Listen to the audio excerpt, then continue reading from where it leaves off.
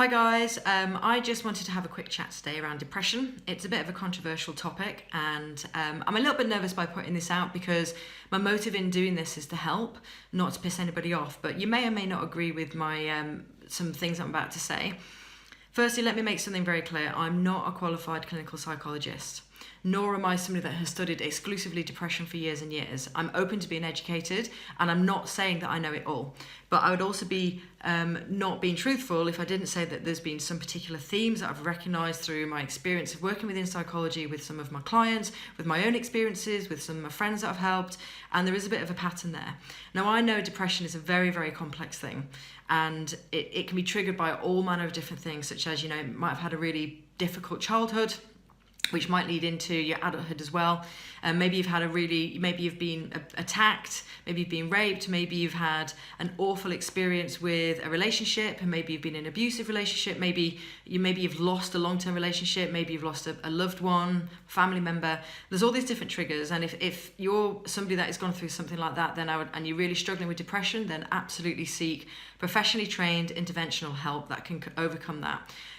Similarly, if you're suffering from clinical depression, then it's the same thing. This video is not aimed at people who have something severe that's happened in their life or something that they've battled with for years of a deep level and it's a very dark place.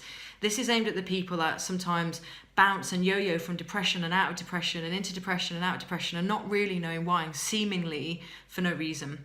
So first of all, what is depression? Depression is kind of when you have an overwhelming sense of worthlessness and not feeling like you're lovable, and a massive sense of I'm not good enough. It can make you lose your appetite. It can make you lose your interest in all the things that you love doing. It can really impact on your friendships. It can make you not want to even leave the house. And in a severe sense, it can actually trigger suicide. Now, this is kind of why that's triggered me to make this particular video today, because there's yet another reported case in the media of the guy from Love Island who recently took his life. Never watched one episode of Love Island in my life, but I know who he is and what he's famous for. And also recently, maybe only a couple of weeks ago, the lead singer from Prodigy. So it's still rife, we're still battling with it, and we keep seeing it more and more, like Robin Williams and Chris Cornell and all these people that we admire and we love, and we assume that we'd be living a happy life because they're so beautiful to look at, they've got the body to die for, they're so rich, they're so loved, and yet they're still so unhappy that they take their own life. Now, they're extreme cases. This is targeted for the people who kind of do a bit of a yo-yo in and out of depression. So one thing I've recognised is that basically our bodies, and this isn't just my own observation, this has been reported scientifically around the world, but our bodies have a very powerful way of communicating with us when we need something. So in its most simple sense, when we need food, we feel hungry. When we need water, we feel thirsty. When we feel happiness, it's because either something very specific has just happened, or we're actually leading a very balanced life and we're ticking all our values of who we are and what we want to do. When we feel anger, it's because maybe somebody has crossed one of our boundaries. When we feel jealousy, it's because somebody's threatened something that we want, or maybe somebody has something that we want as well. So there's all these different things that trigger it. So in terms of depression, it's our body's way of saying, excuse the French, but it's our body's way of saying, for fuck's sake, listen to me. I'm trying to tell you something and you're not paying attention, and I'm not going to go away until you start hearing me. And we're not listening to the things that we need and who we are, and we're not living with authenticity.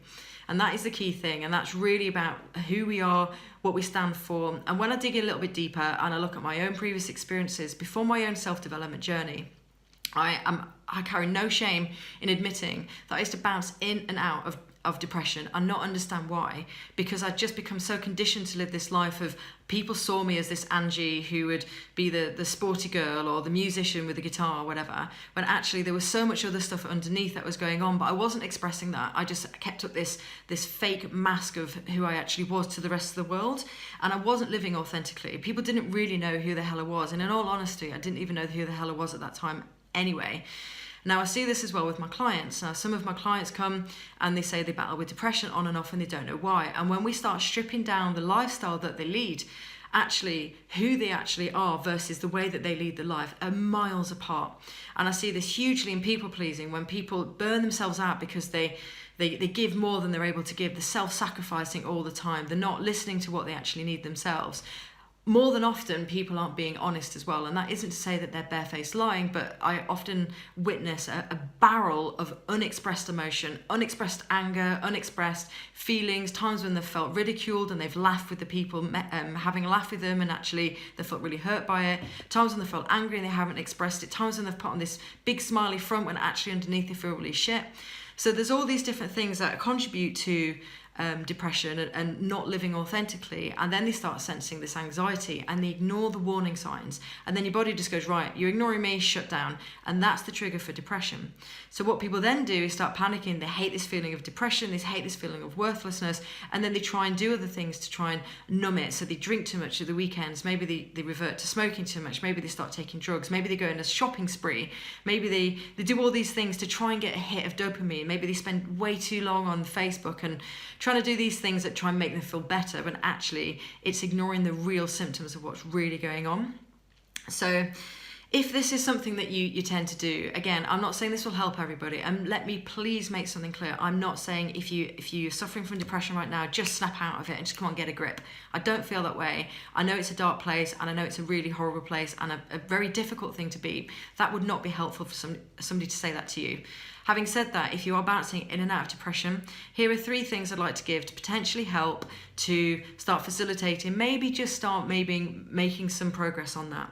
So first of all, talk to somebody, share what's going on. And I don't just mean share about, oh, I'm so depressed, these are the feelings. Yes, share that, but also talk about who it actually is, who you want to be versus who you actually are.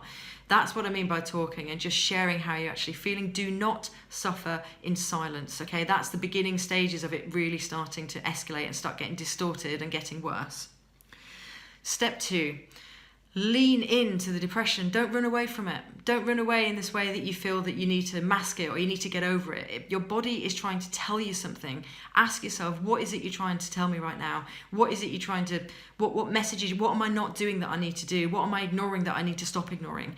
These are the things that make the difference. I very, very, very rarely get depressed these days, but when I do, it's for a blip, for maybe a day or a day and a half, when I go, okay, there's the warning signs again. What am I not doing? What am I not doing right now in terms of, and when I look at my lifestyle, it's probably because I've worked too many hours, or I haven't seen my friends like I should have done, or I haven't been exercising the way that I like to, or maybe my diet's just gone to rubbish and I'm eating way too much sugar and all my hormones in my brain are, all misaligned. So once I can identify what it is that my body is telling me, it suddenly starts to fading away and going away again. And number 3, journal. I want to say journal. This is not just writing a diary. This is not, oh, I went to the park with my boyfriend today, or I went to the cinema with my girlfriend. It's not about a report of what you've done in that day. A journal is really blunt, bold honesty. So today I said I was happy when I wasn't. Today I told a lie that I did something when I didn't. Today I exaggerated a story to make people like me more, to make people more impressed with me. Today I acted all happy and smiley when I actually didn't feel that way. Today I laughed at something when I didn't find it funny. These are the times when you can really journal and you bear you basically all the unexpressed emotions that you've been ignoring, you bear it out. You can really start telling what it is and where it is that you're going wrong. Now, again, I just want to reiterate, I'm not a depression specialist. I'd love to hear your views on this. I'm happy to be educated.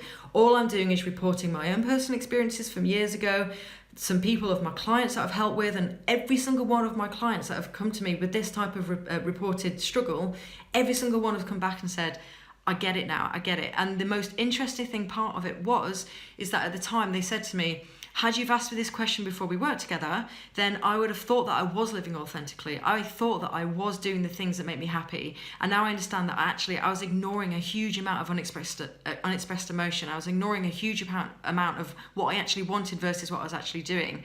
So in those people's defense, some people don't know they're actually doing it. Some people aren't even aware. So it's very difficult to make a change if you're not even aware of it.